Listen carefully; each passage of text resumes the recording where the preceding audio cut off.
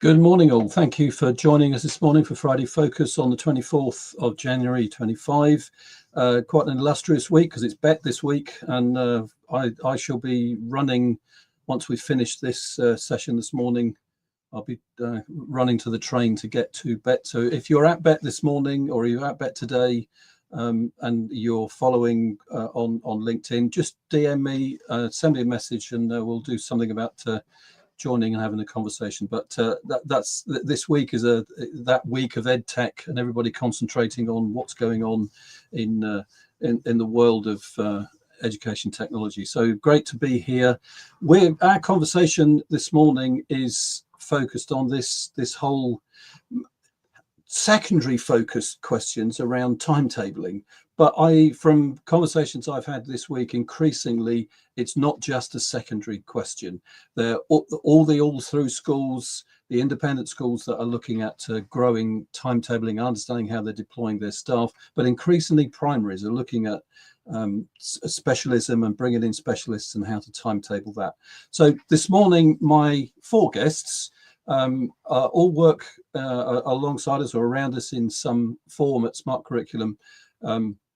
So I'm going to bring on the guests and I'll introduce them one by one.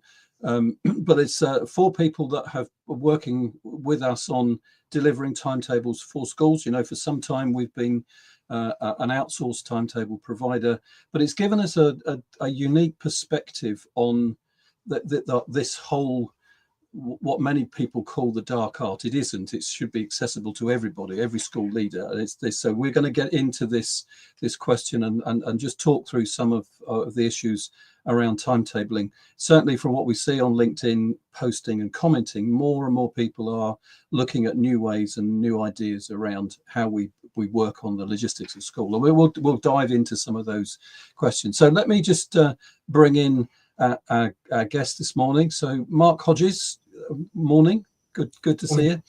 Morning, Chris. Andrew Beavis, good to see you. Morning. Thanks for joining us. Richard Alton, morning. Welcome. Good morning, all. Thank you. And Andy McGee, nice to have you here, Andy. Good morning. Now, you know, my normal way of introducing the show is to ask you your journey to this point. So, you know, why are we having this conversation this morning? And this conversation is going to last until about 8:30, 8:45, and then we will finish. In fact, we'll go rush to get on a train. So that's the morning. But let me just go around the table and ask you that question: your journey to this point and your experience to this point. Mark Hodges, let's start with you.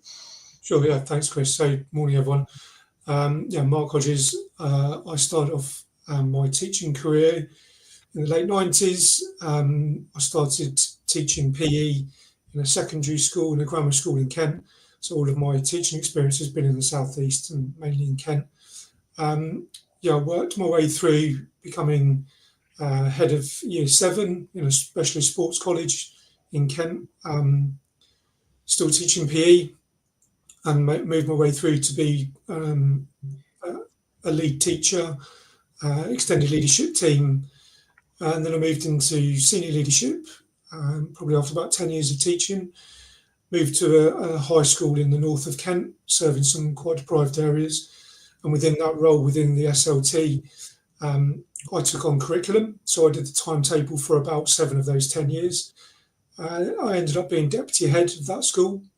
And at that point, after about 20 odd years of being in the teaching profession, I've moved into local authority support. So I actually took up the management of the MIS team for Kent County Council, where we were supporting around about 600 schools, primary, secondary, special, all the phases. And as part of that, I delivered the timetable training to new timetablers, mainly around Nova T. And I also troubleshot people's concerns and support tickets, but also led the team and got them accredited with ARBA and Bromcom, and I'm sure we'll move on to looking at how the MIS market has been changing. And then eventually I've moved into independent consultancy. So I build timetables for schools. I support timetablers, mentoring and coaching. I also offer training and I work with schools that are looking to either improve or change their MIS and data work. So that's where I've come to. And obviously last year I did a few timetables for Chris, and that's how I've become involved with smart curriculum. So yeah, that's my journey to here. Thank you, Mark. Andrew Beavis. Morning. So I started my career in education as a drama teacher, and then moved into senior leadership at a time where a school was in a category, and worked very heavily in the quite rapid school improvement area. Within that, we were in a financial situation as a school, which led to the school to have to do a lot of work around integrated curriculum and financial planning. And that really threw me into that world of curriculum planning, reviewing the best possible fits for the the most efficient timetables. And then when I moved out of the day-to-day running of school leadership, I've gone into school improvement, working with a number of schools on a variety of areas: curriculum, timetabling, assessment, all those sort of areas. And now working with a number of schools, reimagining their timetable and supporting them to really make the best use of their resources. Andrew, thank you. Richard, tell us a bit about your story. Good morning. Yes. Well, I mean, I've been teaching also since the late 90s for I think 27 years now. I'm maths and physics teaching through my career, pretty much wholly in the independent sector. By a strange quirk of fate, I actually began getting involved in timetabling in my very second year of teaching as quite a young new teacher. The circumstances just were such that I got involved in timetabling right from the beginning. So I've been timetabling for 26 years now, goodness, which seems an awful lot. I was head of department for 8 years in 2 schools. And then for the last 15 years, I've been deputy head of 2 different independent schools. And I'm currently deputy head at Epsom College in Surrey. I've been timetabling throughout that time as deputy head. That's always been one of my responsibilities. And as obviously a deputy head, I had more input into the curriculum as a whole, which has been fascinating.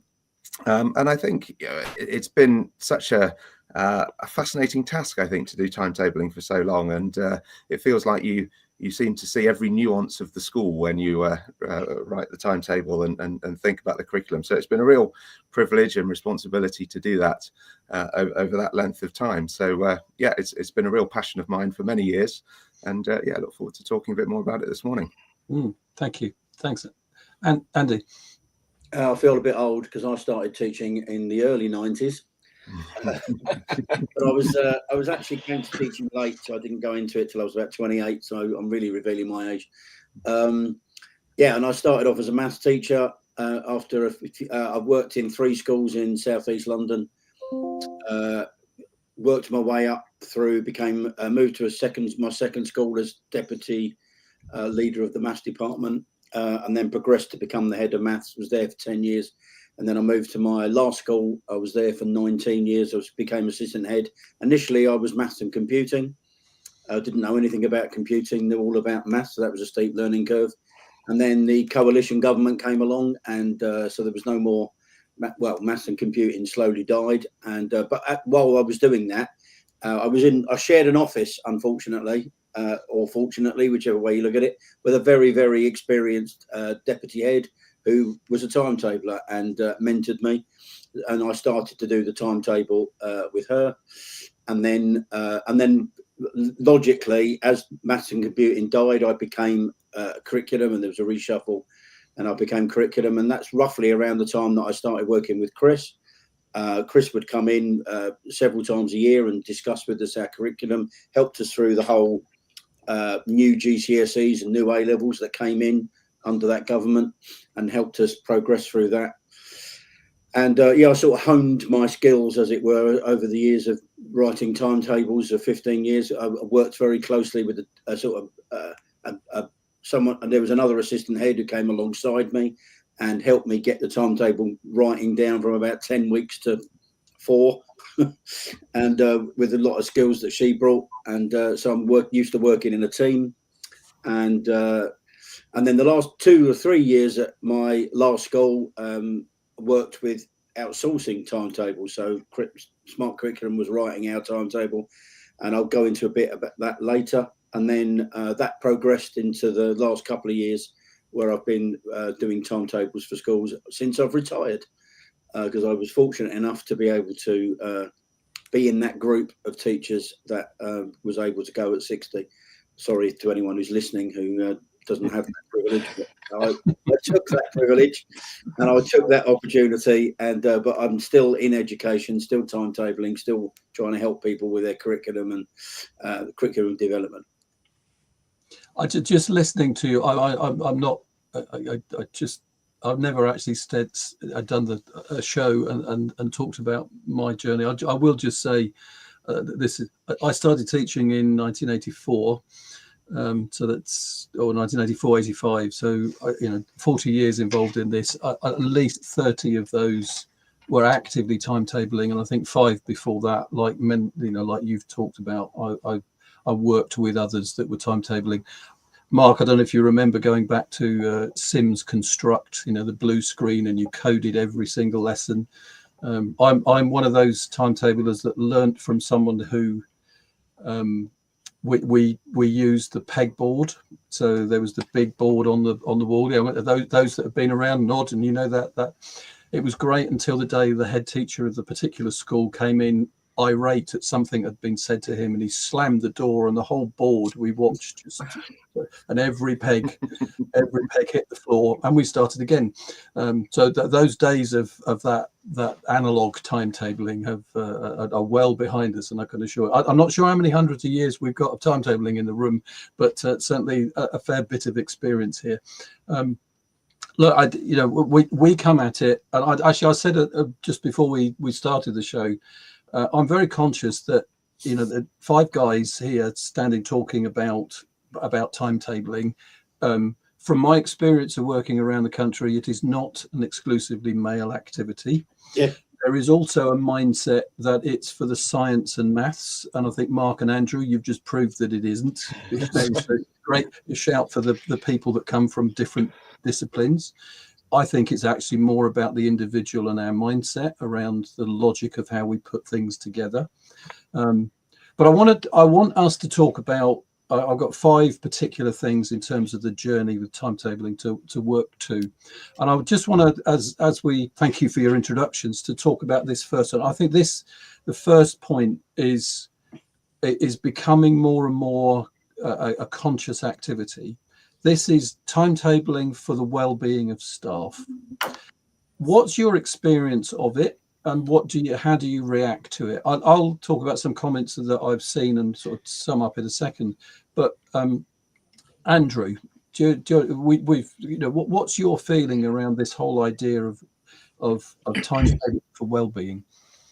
I think it's becoming increasingly higher profile, actually, and it's something that senior leaders and trust leaders are having to really put at the forefront of consideration as they're approaching a new academic year and a new timetable. You've got an increasing number of colleagues who are asking for flexible working patterns, so becoming part-time or some kind of flexibility within their working week. You've got financial restraints that are then filtering down onto the classroom teacher, and therefore you've got to really be very considerate about teaching loads, the distribution of lessons, and all of those sorts of elements. So that's coming into the mix, and just really being aware of the wider responsibilities that colleagues are taking on, and how that can be supported and facilitated effectively through the timetable. So in some cases, it's conversations where people with responsibilities specifically say, can I have 1 or 2 days a week that are available so that I can just get on and do that area of responsibility? Whereas in other schools and other colleagues will say, actually evenly distribute everything so that I haven't got those really hot moments in the timetable. So all of those sort of considerations are coming in a way that maybe a few years ago we weren't having those conversations to the same level. So I think the schools that I'm working with are increasingly considering that. I absolutely, and it is. I think you're right. It is becoming, it's becoming more of an issue, particularly with obviously the recruitment and retention of staff. Because if you get it wrong, certainly I know one of the schools that we worked this autumn with this autumn, and actually had to rewrite the timetable. It was written in such a way where many staff were really feeling the pressure, an increased number of staff on sick leave because they couldn't cope with that kind of activity. Mark, can I just come to, because I know we were talking the other day about government stats, and we know that the DfE is publishing for state education lots of stats around teachers and how we're using teachers. What's your experience of this? And obviously, I mean, so you've been writing timetables for international schools as well as schools in the UK. What's your perspective on this whole thing of structuring for well-being? Yeah, sure. It's interesting actually. The international schools I've worked with, there tends to be less emphasis on this. So because of the nature of the international teaching and the contracts, I mean, I'm no expert on this, but just from the work I've done, they tend to have less part-time staff. They tend to have less constraints around that. They do consider well-being in terms of other things, like Andrew said, around distribution of lessons, not having a full teaching day if you can avoid that because of extracurricular work that they do that's within their contract. So there's those elements, but in the UK there's quite a heavy emphasis on that part-time work.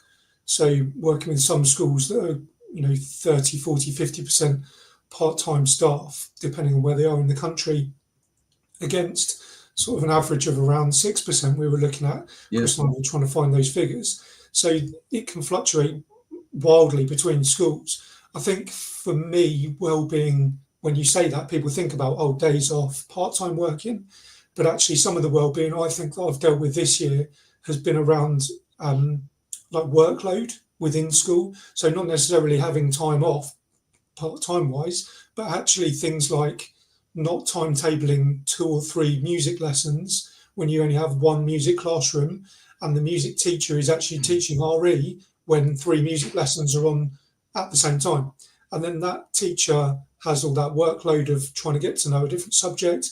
And in that case, the teacher was actually looking to move on to another school purely for that reason, that the timetable hadn't allowed them to be in their specialism, which obviously if you're in your specialism, you know what's going on, you've planned it, you've got the knowledge behind you. Whereas if you're then being asked to teach out of your specialism, that adds to your workload and your stress and your well-being. So I think we need to think about those things as well as just spread of time and time off and allocation. But it is interesting, the comparison with the international schools that I've worked with, how that's very different to the UK.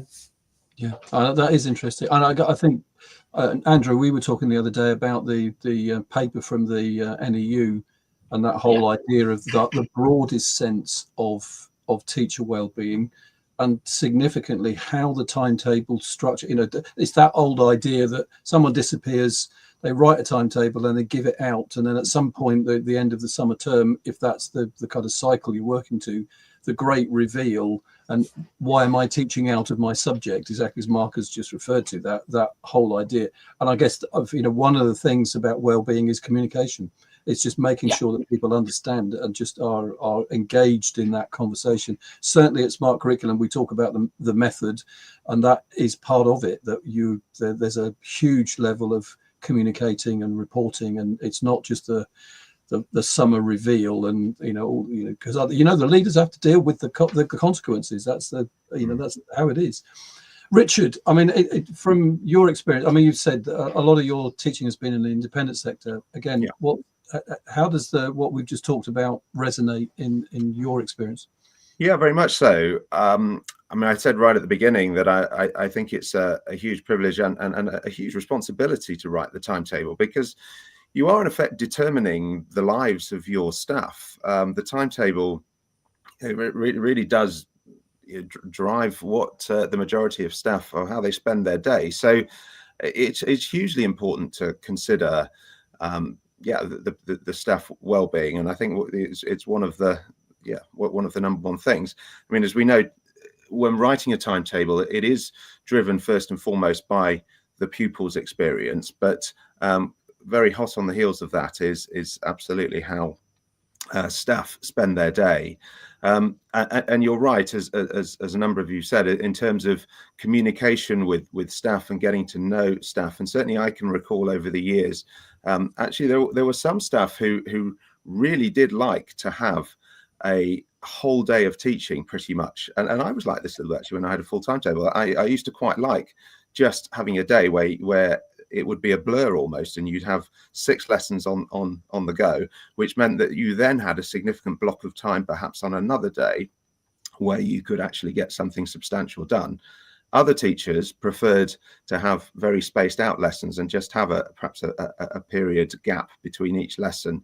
Now, whilst you never can quite achieve that for every single preference, I think knowing that and knowing your team and actually communicating with heads of department and leaders to get a sense of that, I think is really important. And as we know, when you're perhaps timetabling some of the in secondary school in some of the younger years, years 7, 8, 9, perhaps there is a reasonable amount of flexibility if the children are taught in form groups, as they often are, and you can make quite a significant difference, I think, to staff, how their timetable looks, and therefore how their week pans out, by looking quite carefully at that flexibility. I know sometimes when I've done timetables, I'm tempted just to almost use the auto schedule or whatever the software offers you with those last couple of years, and it flies in an hour or so. But I think time spent there can make a significant difference. So yeah, a really, really important aspect of timetabling, I would say. Absolutely. Andy, I'm going to come to you. So this year has been, after years of timetabling, your first year writing from outside of the organization, so a kind of remote outsourced timetabler. A lot, the other three have talked about, knowing the staff. Richard's just said that, about knowing the people. Lots of people have said to me over the years that I've been doing this, and how can you timetable for a school when you don't know the school? And so all those things about well-being of people is you don't know them because they're just a code on a sheet of paper. What's been your experience? Because you wrote 2 timetables last summer and got involved in a third kind of coaching. What was your experience of getting into that, having known a school very well, to get to that point of almost sort of parachuted in to do that? And when we're thinking about knowing the people, what's your experience of that? The only way I could do it really was regular meetings with the person that was responsible for overseeing the work that I was doing. That was the only way you could do it. You obviously could see very quickly part-time teachers. You could see very quickly that there was particular requirements for a particular teacher that, twice a week they needed the afternoon off or something for childcare, or that had been agreed within the school. So you were forever. So it was regular contact with the school almost daily. There was a check-in, or every other day you were checking in and you were updating. Here's where I've got to. I've done Key Stage 4 now, or I've got the, if it was a sixth form time, I was like sixth forms in. I've got the option blocks in for Key Stage 4. Can you have a look? That type of thing, and also making notes of where you had to mix things up a bit. So where you couldn't quite get in what they wanted, and you'd had to split a class, or you couldn't quite get one lesson in, and you'd knock that off. You were sort of saying, how does that impact? I've taken one lesson off this A-level subject because they seem to have one more than everyone else, because that's the only way I could get the timetable in. And so, you can see their face and you go, oh, okay, no, I'll put that lesson back in then, that type of thing. And you would also say, could you have a look at, when you'd sort of got towards the end, you'd say, can you have a look? Can you get the heads of department to have a look? Middle leaders, whatever, however you call them. Can you get them to have a look? Because when I was a timetabler in my school, there was always someone who, when the timetable landed, like week A was, if you had a 2-week timetable, week A they had like 1 free, and in week B they had 4 or 5 frees, and so you would do everything you could. Well, I did. Other schools may not, but I did. I would then try and do some swaps and try and even that up, and those sorts of things. So I would be always constantly saying to the school, let me know, is there a problem here? Like, I've had to split a class. Can you check back with that the head of department's okay and understands that? And it's sort of like you are in school. When you're in school, when I had a sort of deputy timetabler, that was often her. She was female. Talking about an all-male audience this morning. She would quite often. I would say, we need to do this, this, and this, and she would go off, and while I'm in the darkened room, she would often go off and have that conversation with the person. So, like, I might have to change days if you're part-time. Is that possible? No, it isn't. The childcare is pretty set. Okay, So it's communication largely, which is always one of those things that when you do a staff survey, what's always at the top?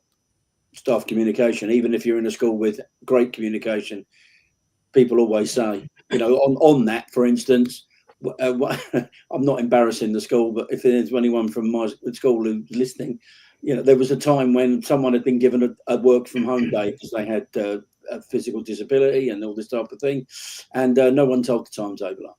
So when the timetable landed in July, where's my day off on Wednesday? Sorry, what was that? And it was so. Any head teachers out there who are listening, you have to tell your timetabler your staffing decisions. And that's a reality. A constant thing. You talk to me, tell me. I'm not an ogre. I will do whatever I will try and do what you ask. But if I don't know that this person needs to have Wednesday off, then they're not going to get Wednesday off. And that's the two-way communication is so important. So we and I guess as outsourced timetablerers, information is gold to us because you tell us that we've got something that we can work with. But there's also that communication back, and it's a responsibility of ours to make sure that people know how that's working. I just sort of kind of round this element, this whole thing about timetabling for well-being. Increasingly, we're hearing stories, or the expectation, or that question of, we want. In fact, there's a conversation going on LinkedIn at the moment around late start, early finish for staff. So placing PPA at the beginning or end of the day. And I think, Mark, your point is well made. It's a very English thing at the moment, and it's about workforce retention. It's about making sure that people can do the job that they need to do. I would say, from experience and many times doing this, if you're going to get into that territory, you need to think about the way your school is structured, because heavily blocked schools, the consequence of that kind of dialogue is all of the maths department are off on Tuesday period 1, which means if that's the point that they're going to have their early or their late start, they're not available for tutor time if that's where you're at the beginning of the day, and then the consequences rock on. It's not to say that it shouldn't be done, but it will impact the way you structure your school. And Richard, you talked about that very class-based delivery, and that's where the flexibility comes from. So there are some things to think about in that bigger picture. We, as a team and as a group, endorse entirely the NEU's drive to increase the well-being of staff and make the job more doable. That's without question. But timetabling skill needs to be there to achieve that kind of goal. Mark, you mentioned it earlier. Let's get into this thing about the shift in software. I don't want to talk it through. You tell. So what's happening? What's going on in this shift? Yeah, so I worked obviously for about 4 or 5 years in the local authority, where the shift kind of started to happen. I could kind of see the writing on the wall, really. So the vast majority of schools were SIMS, or were SIMS. When I joined the local authority, it was around about 80%. And then over the time I was there, it dwindled to around about 55% of schools were SIMS. And actually, since I've moved into consultancy, they now have less than half the market. So they're under 50%. And schools were looking at different ways of working with their MIS, moving to some of the other MISs in the market, such as Arbor, Bromcom, Compass, iSAMS, Iris EdGen. There's a whole range of MISs out there. And, if you're thinking about doing that, go and do your market research and find out what's best for you. But the consequence for timetablers of that is that if 80% of schools were on SIMS, SIMS uses Nova T6 generally, and therefore timetablers know Nova T6, and they've developed their understanding, their knowledge, and how that works. But as you shift to different MIS providers, they allow or don't allow certain integrations with timetable software. So it could be a case that as you move to a different MIS, you also have to move your timetabling software, and that throws up a whole range of issues, I suppose, with schools around time for people to understand the change, training people up on how to use that, understanding terminology from different packages and how that relates to the package you've been used to. What happens in terms of once the timetable is in your MIS, how do you then manage that timetable? Because generally with SIMS, what I used to do with Nova and what others will do is you'll change the timetable and you'll resend the timetable, change, resend. Other MISs don't necessarily work in that way, either currently or might not even in the future. So there's a whole range of different issues that arise from a change in MIS. Generally, a change of MIS could be a good thing. It depends what the school's doing. But there's been a real shift in the MIS market from SIMS, as a vast majority of schools are on SIMS, to the much more diverse spread of MIS solutions that schools are signing up to. And as timetablers, that has an impact on what we're doing and also the skills that we can bring from understanding timetabling. And in one package, those skills are transferable to timetable packages that you might use for a different MIS. It's just understanding how that works, but the flow of the package tends to be the same. They tend to be trying to do the same thing. It's just understanding how they've structured their particular package. So yeah, the move in MIS is definitely throwing up issues for timetablers and timetabling and thinking of different processes and ways of maintaining the timetable. Generally is the area that is most different. The initial timetable build still happens in a package and then you bring it into your MIS, but that maintenance is definitely different in different MISs. And we should say we're not here endorsing any particular software or any particular MIS package. I will say a shout out to Stuart Abrahams and the Which MIS platform. If you are in that journey of looking, go and look at Stuart and the team's work on Which MIS, because it does give a good view. Currently about 18 MIS packages available and approved by the DFE for English state schools. There are a whole lot of other systems around the world which people are using. Can I just pause for a second and say, if you're with us and watching, please like, share and subscribe. Press the subscribe button if you're on YouTube, and Joy, you get updates about our conversations and the things that are coming over the next few months. And we've got guests lined up to about Easter, so it's an exciting period. I think we're on episode 16, 17 at the moment, so it's been great to be going for 6 months. So like, share, subscribe. Thank you very much, and we'll just keep the conversation going. Richard, your experience of different MIS in the independent sector, this change. What's your experience? Yeah, well, I suppose we've been fortunate in as much as we haven't had a sort of diktat of which MIS we've had to use, which I know a lot of state schools, as we said, for many years has been tied to SIMS. So yeah, we've had, I certainly have used a number of different systems over the years, and as Mark said, they come often with their own timetabling package or allow you to use a different range.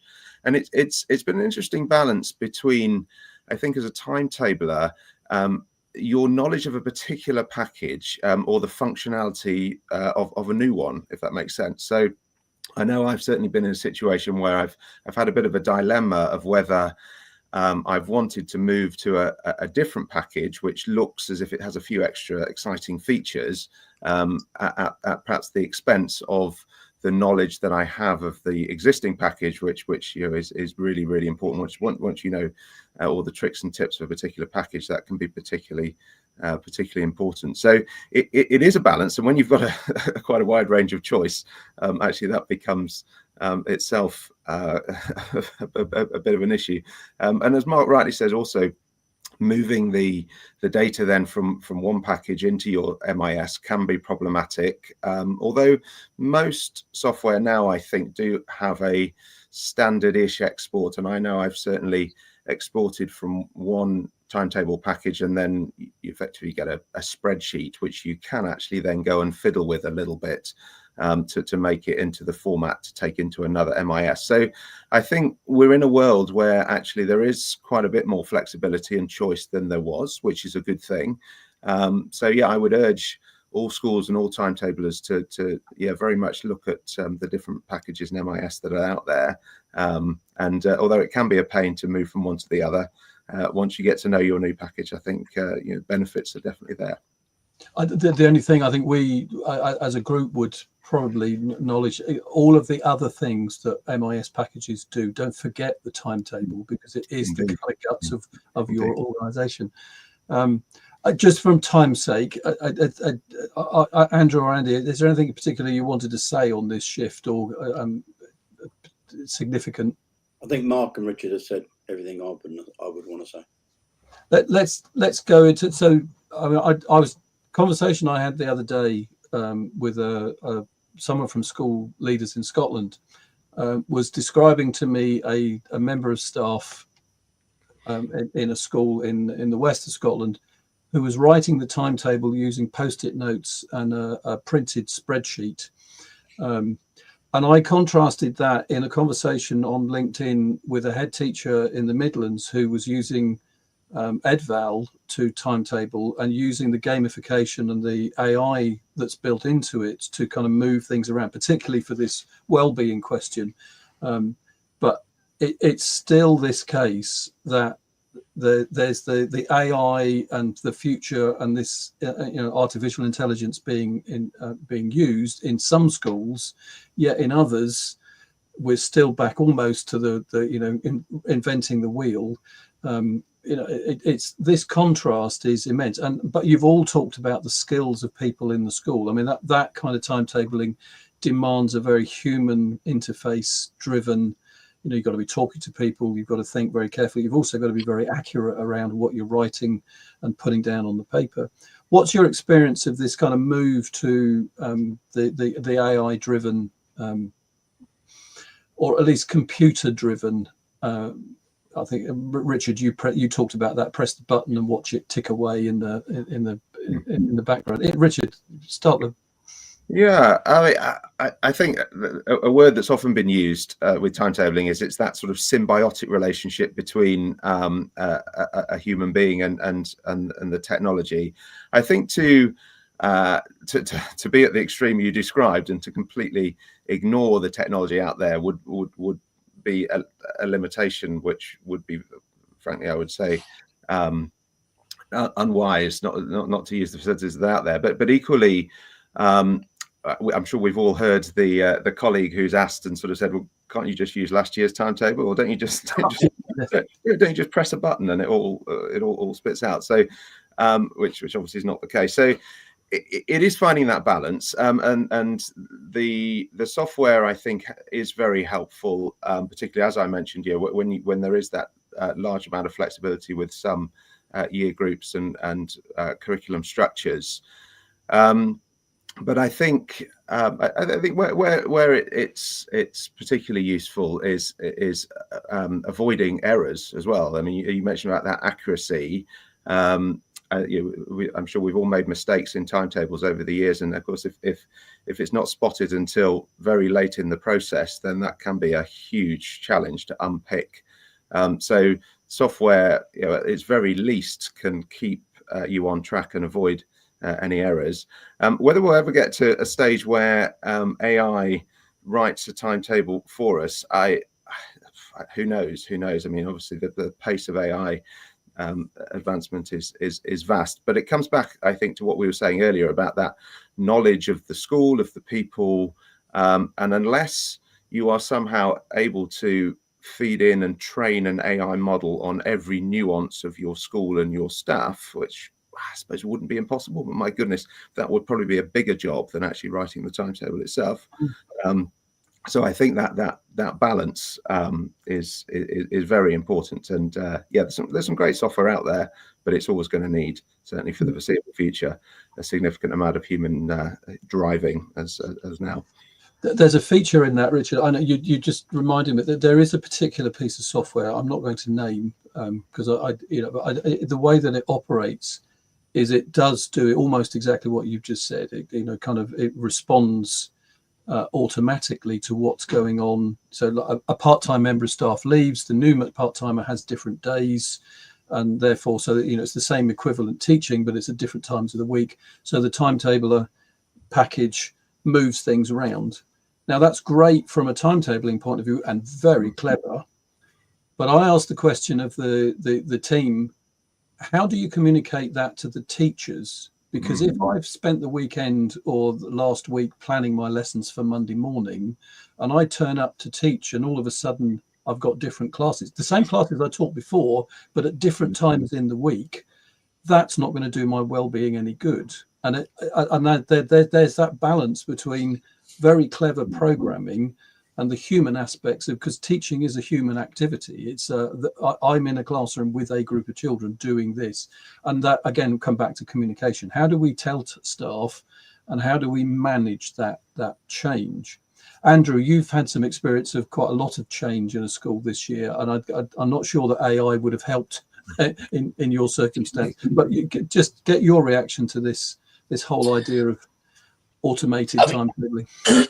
It's a lovely idea. No, I think as we've said, sometimes you don't know what the problems are until you encounter the problems, and so I think it's when you start building a timetable, you're putting in all these rules and you're approaching it with all these rules that need to be in place. But as the academic year goes on, often there's staff changes, there's other challenges that crop up, and actually you've got to make tweaks, and you don't know what those challenges are until they face you.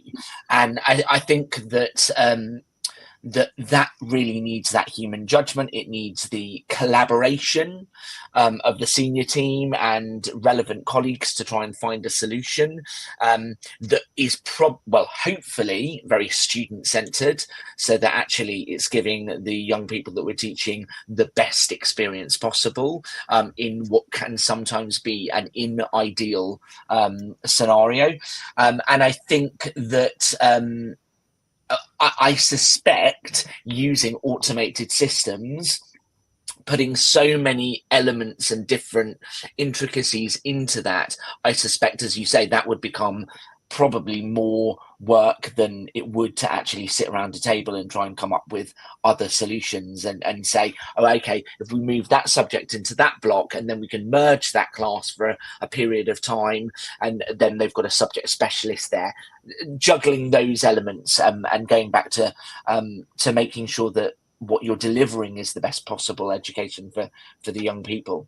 Yeah. And we know, I mean, obviously Nova and Timetable have all got automatic, you press a button and it places a few things within parameters, but we're kind of moving into the Edval, Griddle, Scholaris, which are much more automated, gamified scoring, which is the best, looking at spread and balance and all the things that Andrew you've just kind of referred to. I think we're at a tipping point. And again, I suppose what it leads, people long in the tooth like us that have been timetabling manually for years, it does question. So often it's that. So what are the parameters you've just talked about? What are the things that the characteristics that we want our school to be? And which is why part of the method that we talk about is start with the why, start with the purpose, start with the vision. What is it that you want to achieve? What's significant at the moment? And then that's that kind of journey. So I'm conscious of time, and of the 5 questions I was going to get to, we've done 2.5. So that's always the way in this. Look, I'm going to come to this question that I sort of talked about with you all at the beginning. If there was one thing that you would want to see change or be different or impacted differently within the system, what would it be? And I'm going to start with Andy. You've been quiet for a little while. Andy, from all your experience of timetabling in a couple of schools and your work with us last year, if you could change one thing, what when it relates to this whole scheduling question, what would it be? One thing is, I can think of a number of things I'd like to change. I'm sure. That's always the hard question. That I think the thing I would emphasise is with this discussion about AI and all the rest of it, and a move to that. I would just say the conversation still needs to be key. I think, instead of starting with, I think when I first got into all of this, I sort of started with the timetable, and then by the end of my time at school, the timetable was the end of the conversation, and that's how it changed. And that's the one thing I would like to see in every school, that what schools work out what it is they want to do. What are the unique things? Are you a school that wants to do drama and dance and things like that, or are you a school that wants to focus on EBAC? Are you a school that wants to involve citizenship? Are you a school that doesn't? Are you on a school that, with the new opportunities of the government, the present government, what do you want? So you have that conversation, and then the timetable at the end, almost not with AI sort of writes itself. It's that thing that you sort of try and put as much of that in place, so there are no surprises. You've had those conversations with teachers who are going to have to perhaps pick up a second subject, so it's not a surprise. And also, if you have those conversations in good time, you can provide the timetable at the end of June. That's where we got. You can provide a timetable at the end of June, so that the last 3 weeks of term, people know what's coming in September, and they can do a bit of planning before they go out for the summer. And they don't go into the summer holiday having no idea what's coming in September, and halfway through the holiday their timetable lands, or they don't get their timetable till the day they come back, and all those sorts of things. So I think it's around the conversation and the communication. And the timetable being the end of the conversation, not the beginning. And so no surprises is basically what you're saying. Yeah. Andrew, if you could change one thing. I think it's around supporting and upskilling school leaders to really understand the intricacies of what they need to consider when planning a new timetable. So often it's a slightly knee-jerk reaction towards the end of the academic year. You hit Easter, you start to think, oh gosh, we better start planning next term for the next academic year. Whereas actually it needs a much longer lead up. There are a lot more considerations within there. As early as you're planning all your option blocks, if you've got a sixth form, most sixth forms have their open evenings in the autumn term. So actually that's the point that you should be planning the next academic year, as scary as that sounds. So, and, having done things like the NPQH, that's not really built into the training to my knowledge, in any of these sort of platforms that are thinking you're considering the day-to-day running of the school, but what you're not necessarily thinking is some of those high-level strategic approaches that the senior team really need to understand and get the nitty-gritty of. And I think that's why often where you've got a senior team that maybe haven't gone through this process before, outsourcing and getting other people in the room with you to guide you through that for the first few years is really key. be, so that actually that understanding of all those elements are fitting together, and then that can enable you to deliver the best timetable for your staff, for your students, for your business manager, so that actually everybody's happy, and that you've got a timetable that works effectively for the school. Yeah, I concur entirely, Andrew. I mean, it's been a bone of contention for me for a number of years, particularly in developing curriculum analytics. That we train our leaders. I mean, I did my MPQH like you, sort of back in the noughties, and that no reference to timetable structure or school efficiency at all. And you go from an assistant head that probably has got very little budget control whatsoever to leading a school which could be 10-15 million pound budget, and somebody says, well, you need to run it efficiently, and I don't know anything about this, and I still have heads that say to me, I don't really do finances and I don't really do spreadsheets.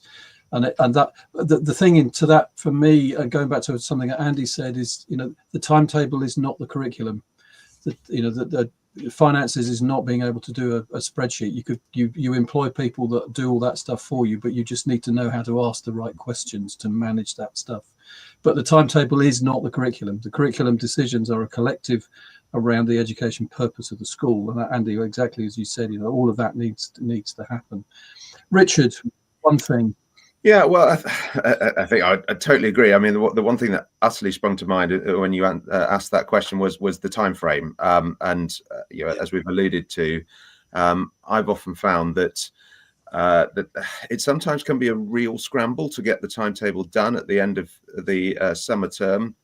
And as we've rightly said a number of times, the communication with staff and leaders is really important, and the iteration of a timetable is very important as well. Your first draft, as it were, often needs quite significant tweaks to become fully operational. So when that process is squeezed, as it often is, through all the reasons that we've said, not least, and this is one thing that will be difficult to change, but if we've got a wish list, the appointment of staff as well, which often holds up processes, because heads of department struggle to allocate which staff to lessons if they don't know what staff they've got for September. So all of those factors, I think, really can squeeze that timetable process.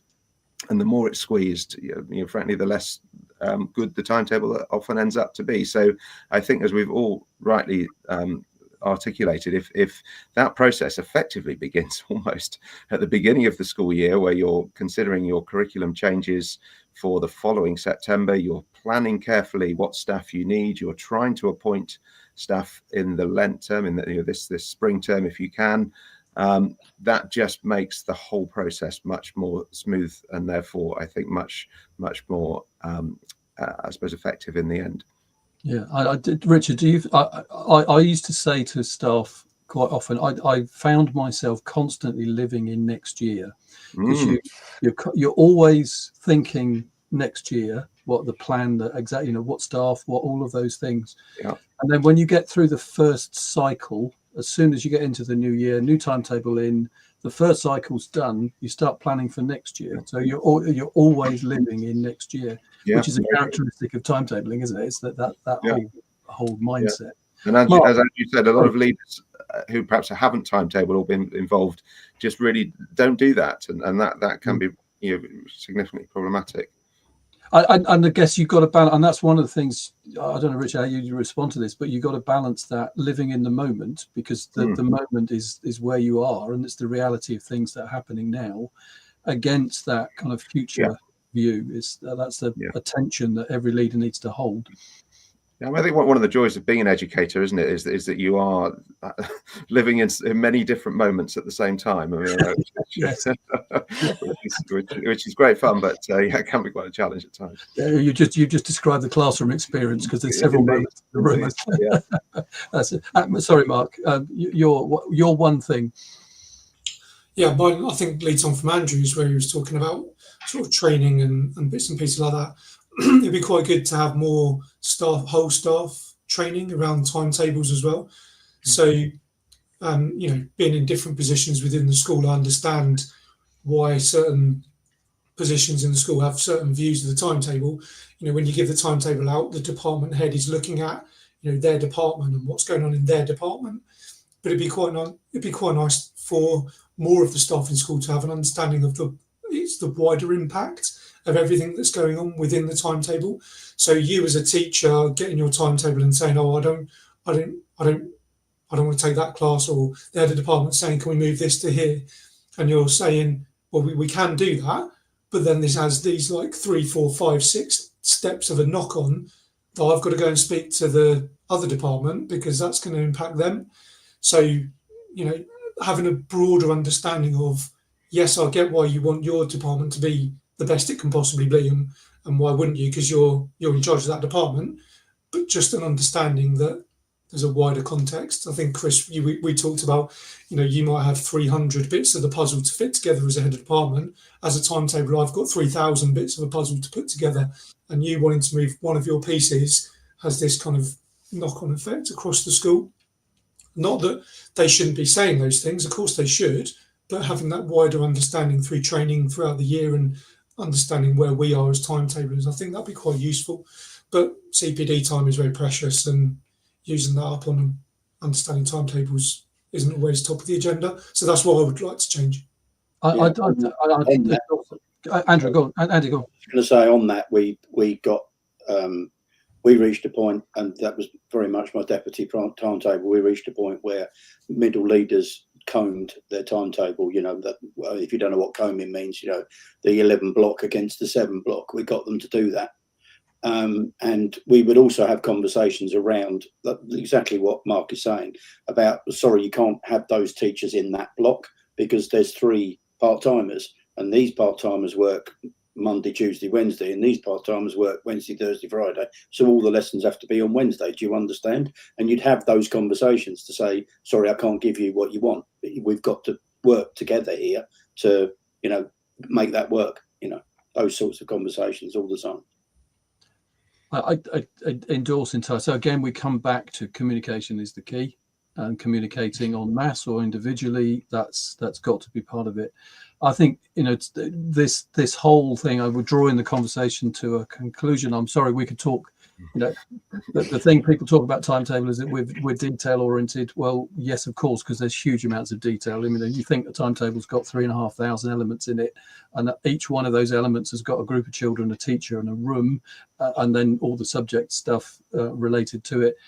That's quite a lot of detail, and that's what you juggle when you're writing a timetable. But on the bigger picture, communicating is so important. Now, look, there were other things that I wanted to get into, and we're going to run out of time. So, you know, the thing I just want to sort of just ask a really quick reaction: is there any difference in international timetabling to local timetabling? And take that locally, is there any difference between independent schools and state schools? Question. I think the principles are the same wherever you do a timetable. It doesn't matter if it's international, independent, state. The labels that might be attached to certain things, you know, the International Baccalaureate or IGCSEs, they change, but the actual principles of what you're trying to achieve don't, in my opinion, change. Richard? Yeah, I would agree with that. I mean, I don't think there is really a difference in terms of the process and how that works. Every school is different, whether it be an independent school or a state school, an international school. So a timetable has to be very specific to a specific school. I don't think the actual type of school really makes a huge difference. And as we say, fundamentally, the principles that you're using and working with are relevant across any institution. Thank you. And I concur with you both in terms of that. Every school believes they're different and unique, but the reality is the conversation is it's the same from our point of view with others. Look, I'm conscious of the time. I'm just going to do the sum up in a second. I thank you all, Mark, Andrew, Andy, and Richard. Thank you for your contributions this morning. It's been a quiet morning from the noting point of view, and I think people either will follow up later. If you're on YouTube or LinkedIn, please do comment, because this post will be there on the profile for some time. But I just want to thank my guests for the conversation. Please stay connected for a minute as we go through. I go through the last little bits. I'm just going to clear the stage and just do the sum up elements. But thank you for your contributions this morning. Thank you. Welcome. Thank you. So thank you again for being here on the Friday Focus. The next episode in a couple of weeks' time. Please come and join us for that. Just some elements of sort of responding. If you are interested in things that you've heard, please do contact me through direct message, and we will share any of the details with the people, guests of the show. That our details and contact details are on the bottom of the screen right now. info@smartcurriculum.com, or call us 01268 201 322, and someone will get back to you. If you're interested in a conversation about outsourced timetabling, you've heard from the experts, you've heard from the people that are used to doing it, and repeated practice means that we know what we're talking about. So please come and talk to us. If you're interested in that deeper conversation across the school, the Timetabling Network, which we've created for school leaders and middle leaders to get involved in, to get that broader understanding, you're welcome to join. It's 8 sessions in the year, so they're timed for the particular activities that go on through the year. So strategy, planning and implementation, that's the 3 terms. Strategy in the autumn term, planning in the spring term, and then implementation in the summer term. If you're interested in that, please again contact us, and we can get you involved in that conversation. If you want to upskill timetablers, or you want to get people in the school that are more involved in that conversation, please do message us. Thanks again for being here. We appreciate your contribution to the subject, and we'll see you at the next episode. Thank you.